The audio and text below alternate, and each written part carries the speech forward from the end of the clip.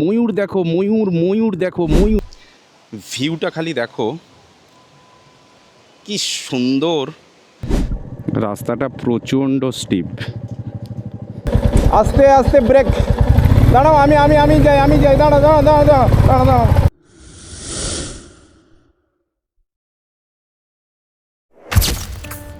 Good morning from Siliguri. Siliguri থেকে আজকে একটা নতুন রাইড শুরু করেছি। শিলিগুড়ি থেকে আজকে শিটংয়ের উদ্দেশ্যে আমরা যাচ্ছি।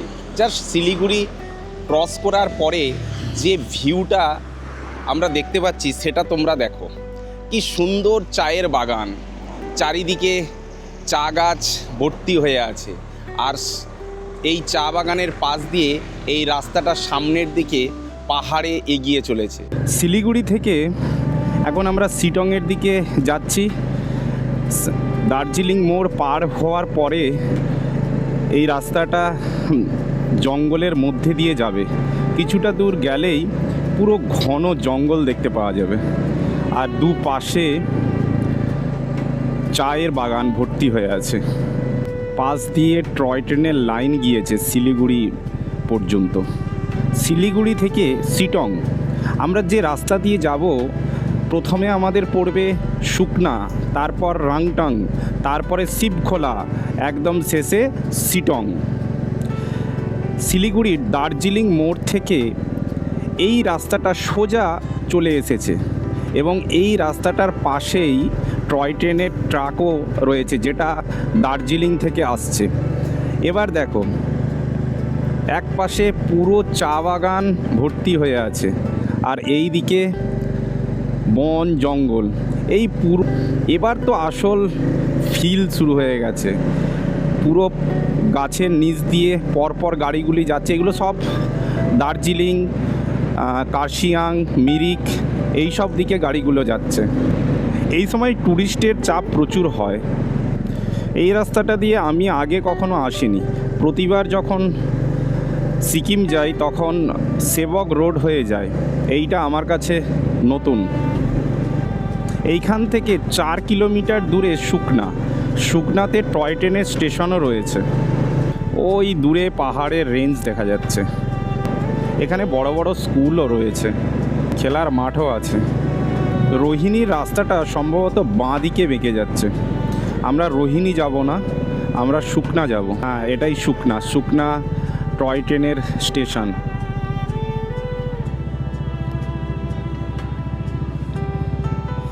পেট্রোল পাম্প রয়েছে, আর এই দিকে স্টেশনটা রয়েছে। সুকনা থেকে আমরা সামনের দিকে এগিয়ে যাচ্ছি, রংটু।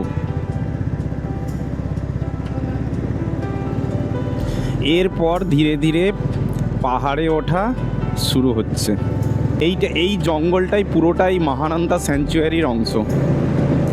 এই জঙ্গলগুলোতে কিন্তু বিভিন্ন ধরনের জন্তু রয়েছে, মাঝে মাঝে লেপার্ডও দেখতে পাওয়া যায়। এই গাছগুলো কত দিনের, কত মোটা মোটা গাছ, প্রত্যেকটাই ভালো কাঠের গাছ। লাইনটাকে ক্রস করে নিলাম। কয়েকজনের সঙ্গে কথা বললাম, ওনারাও বলছেন যে সুকনা হয়ে শিটং গেলে রাস্তা ভালো আছে এবং ভিউটাও নাকি খুব ভালো মেলে। টয় ট্রেনের দেখা পেলে ভালো হতো, কিন্তু এখন টয় ট্রেনের দেখা পাওয়া যাবে না। ধস হয়েছিল মনে হচ্ছে। বাইক নিয়ে ঘুরতে এসে ইচ্ছা থাকলেই উপায় হয়। অনেকে বলে না যে আমার শাটেল ব্যাগ নেই, অনেক কিছু নেই, আমি যাব কি করে। যে ভদ্রলোককে দেখলাম, উনি ব্যাগকে দুপাশে খুব সুন্দর করে বেঁধে তারপরে পাহাড়ে এসেছে। আসলে মধ্যবিত্ত মানুষের মধ্যে প্রচুর ইচ্ছা আর দু চোখে প্রচুর স্বপ্ন থাকে। হয়তো অনেক ক্ষেত্রে পসিবল হয় না, কিন্তু অনেক কষ্ট করে একটু একটু জমিয়েই মানুষ তাদের ইচ্ছা শখগুলো পূরণ করে। এখানকার পাবলিক বাস, যারা শেয়ার গাড়িতেও আসতে চাইবে তারা এই বাসের করে আসতে পারবে।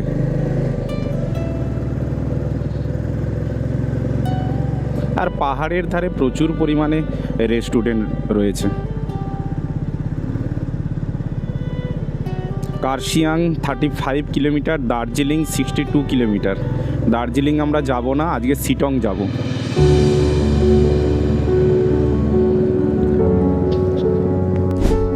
এখন শিটংয়ের রাস্তাতে দাঁড়িয়ে আছি।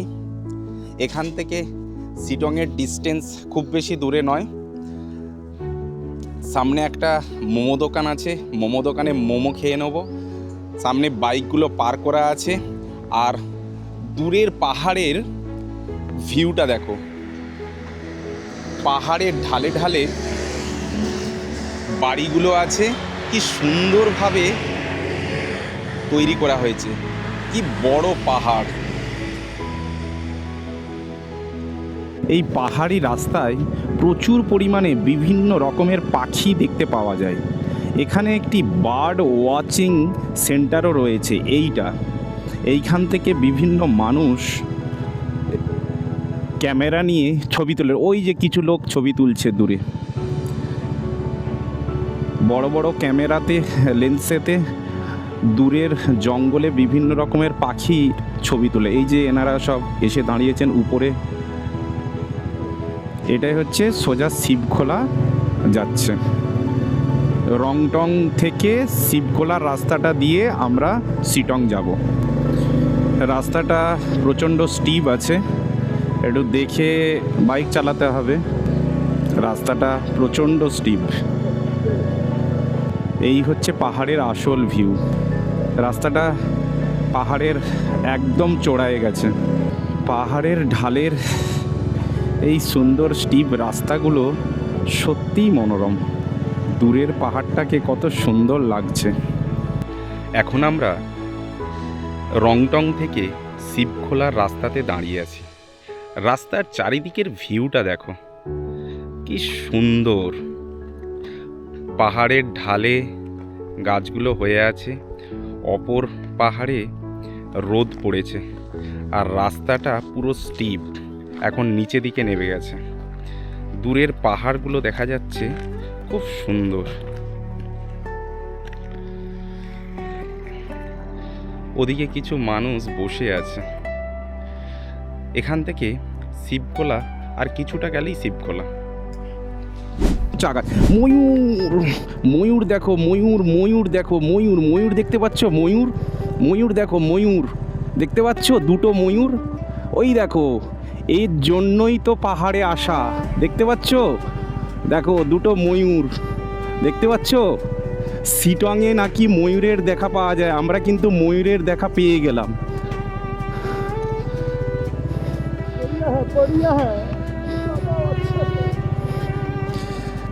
খুব সুন্দর দুটো ময়ূর চা বাগানে ঘোরাঘুরি করছে। শিটংয়ের এই রাস্তাতে প্রচুর পাখি দেখা যায়, আরও ময়ূর আছে এটা শুনেছিলাম। তো একদম রাস্তার ওপরে দুটো ময়ূর ঘুরছে, কি দারুণ। আস্তে আস্তে চা বাগানে হারিয়ে যাচ্ছে।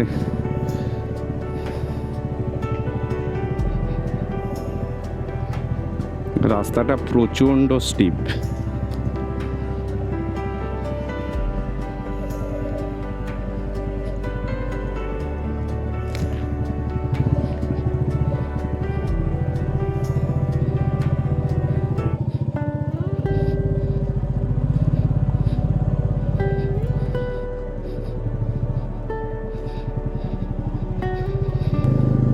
বার্ড ওয়াচিং এরিয়া, এখানে প্রচুর পাখি দেখতে পাওয়া যায়।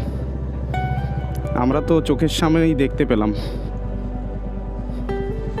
Bird watching area, bird watching area.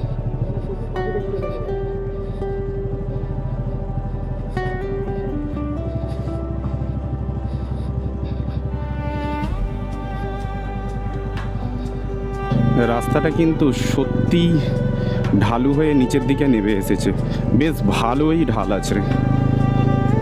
এইসব রাস্তায় সব সময় ইঞ্জিন ব্রেক আর পায়ের ব্রেকে কাজ করতে হবে, ভুল করেও ফ্রন্ট ব্রেক আর ক্ল্যাচ ধরা যাবে না। আমরা এখন শিবখোলাতে চলে এসেছি। এইখানে শিব মন্দির রয়েছে, নিচ দিয়ে গাড়িটা রাখি কোথাও। মন্দিরটার সামনের দিকে একটুখানি ভেতরে ঢুকে দেখে আসি।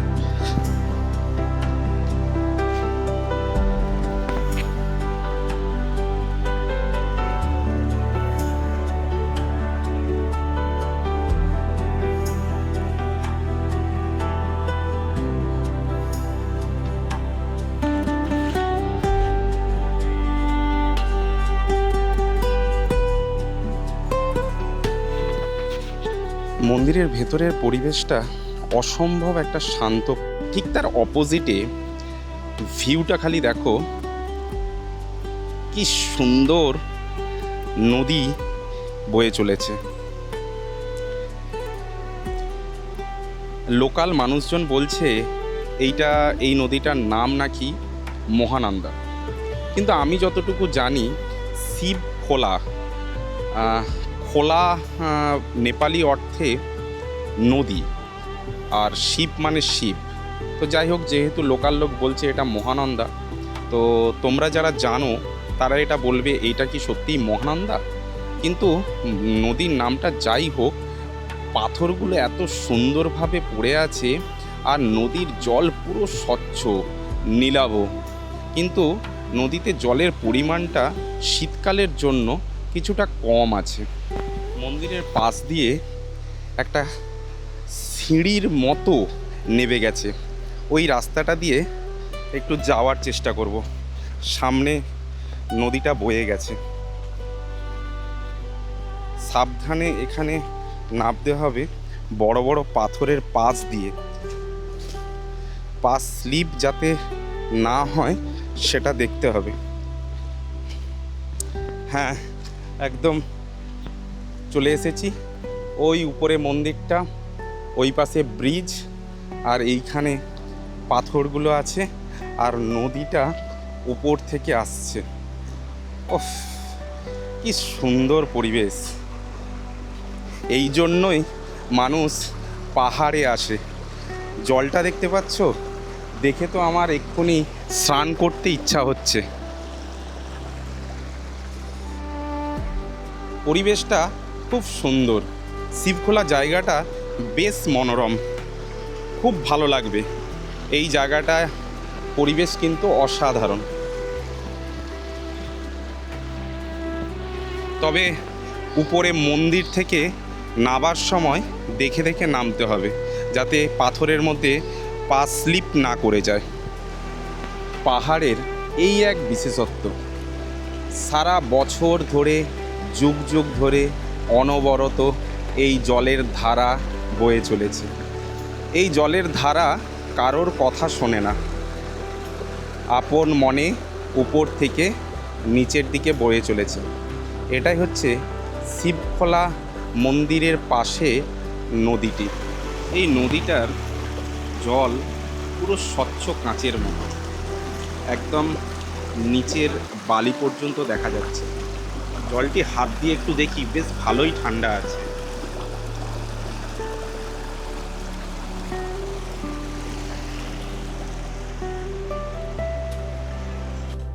দেখো উপরে এখানকার লোকাল মানুষজন চা পাতা তুলছে না, চা পাতা তুলছে না, এটা চা গাছের পরিচর্যা করছে।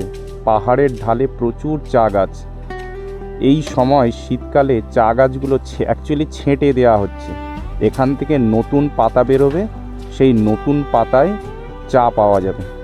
সুন্দর ভিউটা, এদিকে পুরো নীল আকাশ, এদিকে চা বাগান, তার মাঝখান থেকে পাহাড়ি রাস্তা।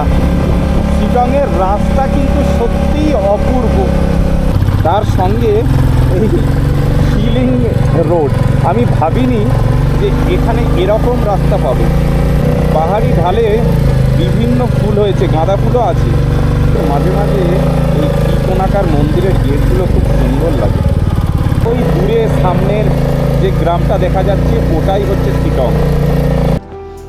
এইমাত্র আমরা শিলংয়ে এসে পৌঁছালাম। সেদিকে আমার বাইকটা দাঁড়িয়ে আছে, এদিকের ভিউ খুব সুন্দর।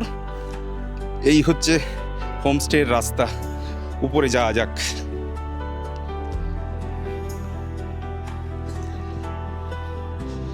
ভিউ দারুণ আসবে ফ্রেশ হওয়ার পরে, তারপরে চারিদিকের ভিডিও নেব।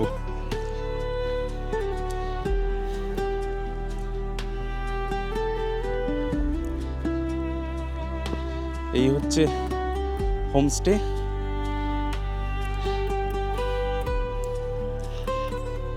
এখান থেকে চারিদিকের ভিউটা অসাধারণ। আগে ফ্রেশ হয়ে নিই, তারপরে পুরো শিলংয়ের ভিডিও বানাবো। ততক্ষণের জন্য বাই।